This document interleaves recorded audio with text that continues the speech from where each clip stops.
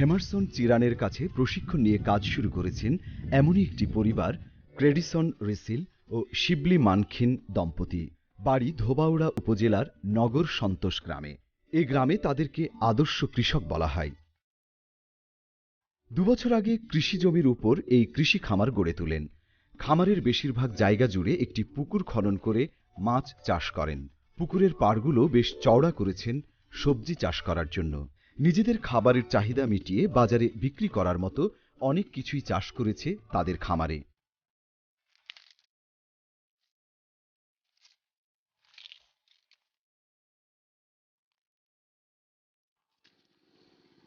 একপাশে আখ চাষ সহ খামারের চারপাশে পরিবেশ রক্ষার জন্য করেছেন বৃক্ষরোপণ।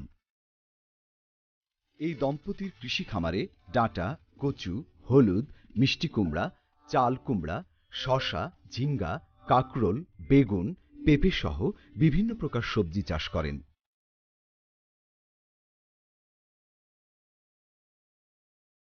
খামারের চারপাশে গাঁদা ফুলের গাছ রোপণ করেছেন খামারি সবজি বাগানকে পোকামাকড়ের হাত থেকে রক্ষা করার জন্য। এটা গাঁদা ফুল। এই ফুল লাগালে আপনাদের কীটপতঙ্গ বসবে না, পোকামাকড় বসবে না। বিশেষ করে সবজি ক্ষেত্রে ব্যবহার করবেন, বেশি করে লাগাবেন। এবং যারা এই গাছ লাগাবেন আশা করি তাদের অন্ততপক্ষে কীটপতঙ্গ থেকে কিছুটা মুক্তি পাবেন। রাসায়নিক সার ব্যবহারে মাটির উর্বরতা কমে যায় বলে তারা নিজেরাই জৈব সার তৈরি করেন। প্রস্তুত প্রণালীও বেশ সহজ। প্রথমে খড়, গরুর গোবর, গাছের লতাপাতা ভালোভাবে মিশিয়ে একটা চারির মধ্যে রাখতে হয়।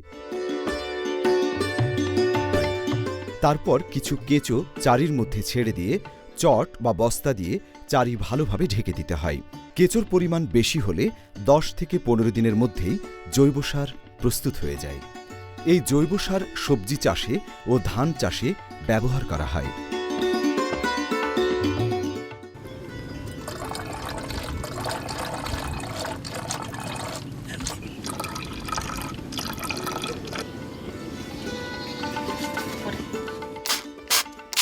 প্রচলিত পদ্ধতিতে চাষাবাদ করলে পোকামাকড় খুব একটা আক্রমণ করে না, তবে প্রয়োজন হলে নিজেদের তৈরি নিম পাতা,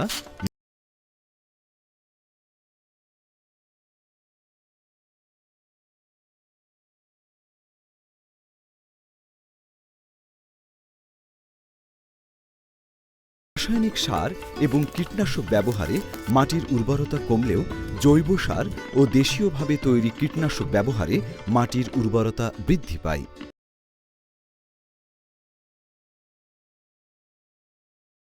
প্রচলিত পদ্ধতিতে চাষাবাদ হয়ে থাকে। পুকুরের মাছগুলো দেশি প্রজাতির মাছ। সর্বোপরি আমরা বলতে পারি ক্রেডিসন রিসিল ও শিবলি মানখিন দম্পতির কৃষি খামারটি একটি পরিবেশ বান্ধব খামার।